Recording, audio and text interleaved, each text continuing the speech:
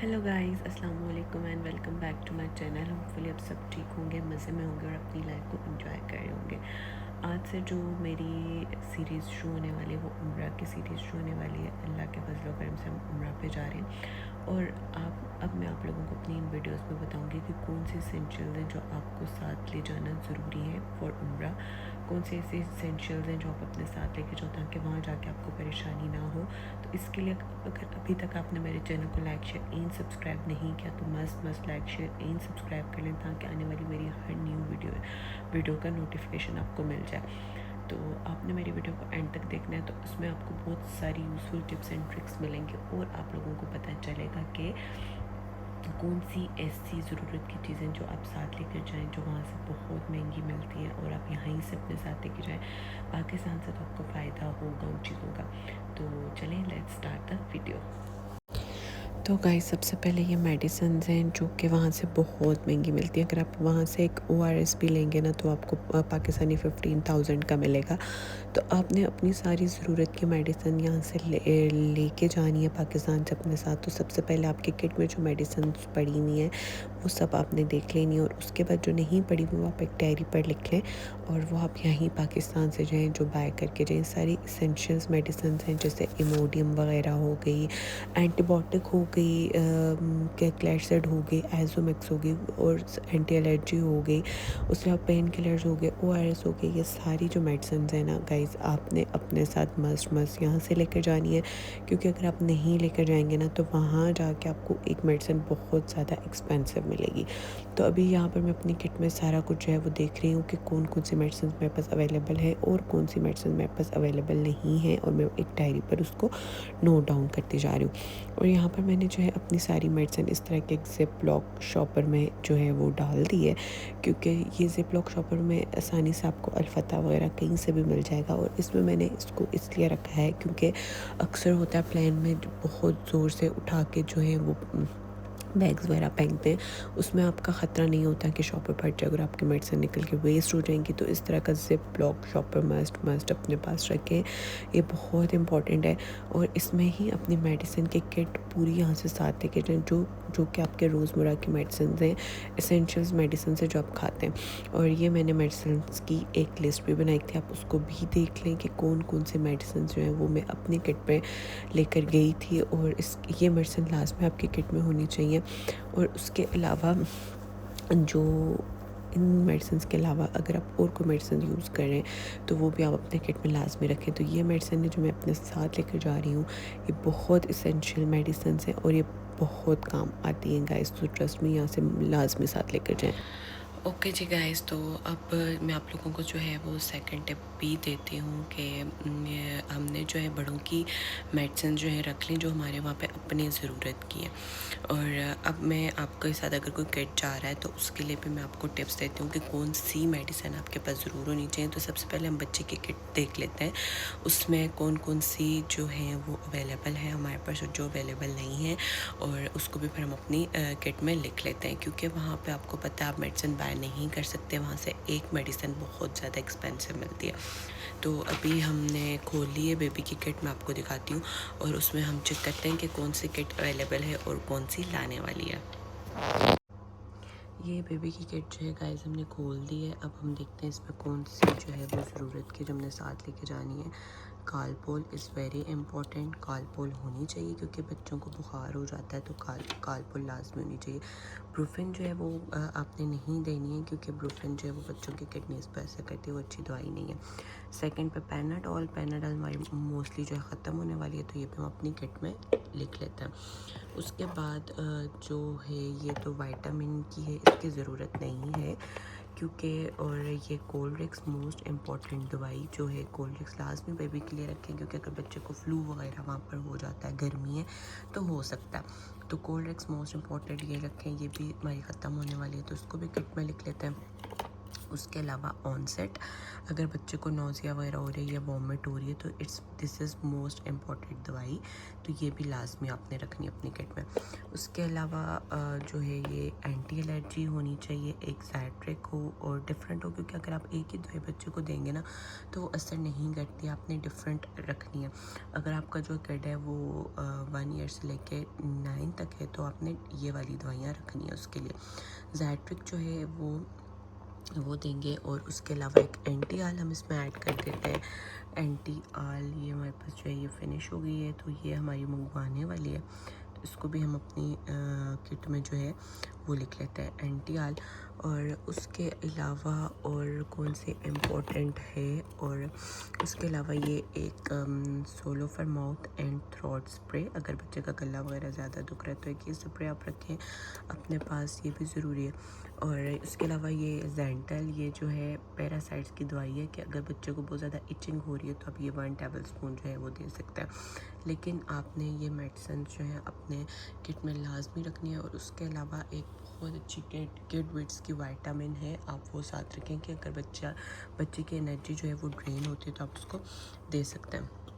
तो हम किडविट्स की विटामिन जो है वो ऐड कर देते हैं। और सेकंड थिंग ये इम्पोर्टेंट है कि आपने बच्चे की एंटीबायोटिक जो है वो लाजमी रखनी है। एंटीबायोटिक में आप बेशक जो है बेबी की क्लैरसेट रखें, सेफ्स्पैन रखें। सेफ्स्पैन जो है वो ब्रॉड स्पेक्ट्रम एंटीबायोटिक है, तो आप लोग सेफ्स्पैन भी ऐड कर सकते हैं। अब ये सारी जो मेडिसिन है ये हमने लिख ली हैं बड़ों की। अब यहाँ पर हम जो है बच्चों की मेडिसिन लिख लेते हैं जो किड की ज़रूरी है, साथ हम लेके जाते हैं किड की मेडिसिन। इसमें पहले आप एंटीबायोटिक लाजमी लिखें, सेफ्स्पैन लिख लेते हैं हम, मोस्ट इम्पॉर्टेंट है सेफ्स्पैन। सेफ्स्पैन ये आपने ये वाली लेके जानी है, अगर क्योंकि ब्रॉड स्पेक्ट्रम एंटीबायोटिक होती है, कोई भी इन्फेक्शन होता है किड को जो है वो दे सकते हैं। उसके अलावा अगर तो उसको कोई खांसी वगैरह है उसके लिए आप आइज़ोमैक्स का सिरप लाजमी रखें, क्योंकि वहाँ सऊदीया से ना, अगर आप उम्रा करने जा रहे हैं, आप सऊदीया से बाय नहीं कर सकते। अगर आप सऊदीया से बाय करेंगे ना तो एक दवाई आपको अराउंड 15,000 10,000 पाकिस्तानी बनते, तो बहुत ज़्यादा हो जाता है। आइज़ोमैक्स और ये 2 एंटीबायोटिक लाजमी आपने रखनी है। उसके अलावा anti allergy pain killer is most important, Panadol. लेकिन आपने बच्चे को ब्रूफिन नहीं देनी है, क्योंकि जो ब्रूफिन है ना वो बहुत अनसेफ़ है बेबीज़ के लिए, तो अपने ब्रूफिन बच्चे को नहीं देनी है। उसके अलावा किडविट्स के वाइटामिन वो भी लिख लेते हैं। किडविट्स के वाइटामिन भी बहुत, किड्स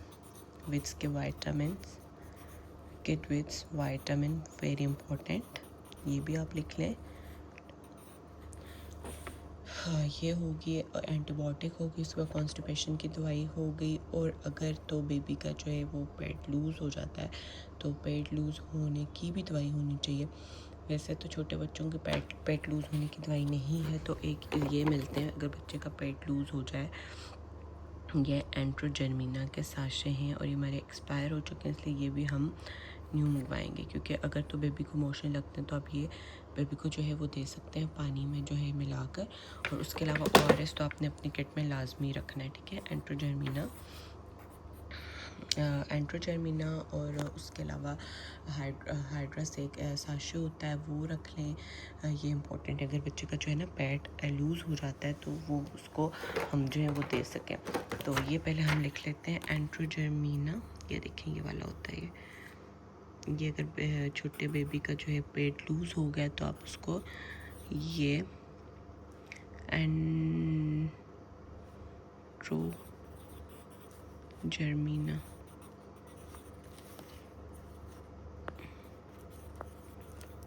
ये आप दे सकते हैं उसको, ठीक है। बाकी ऑनसेट भी हम लिख लेते हैं उल्टी की,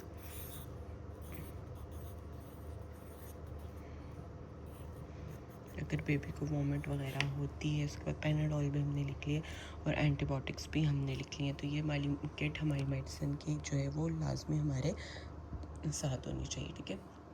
ये सारी जो है बड़ों की किट थी, इसमें भी आप स्क्रीनशॉट देख सकते हैं कि कौन कौन सी मेडिसिन इसमें लिखी हुई है। ये आपके पास होनी चाहिए सारी ज़रूरत की मेडिसिन, और ये किट की हैं।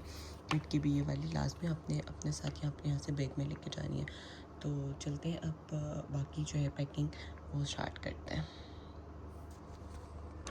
ओके गाइस, जो और इम्पॉर्टेंट थिंग्स हैं उसमें आपके पास एक ये छोटी सी तस्बीह काउंटर होनी चाहिए, ताकि आप अगर आपने ज़िक्र वगैरह करना है या आपने कुछ और आयात पढ़नी।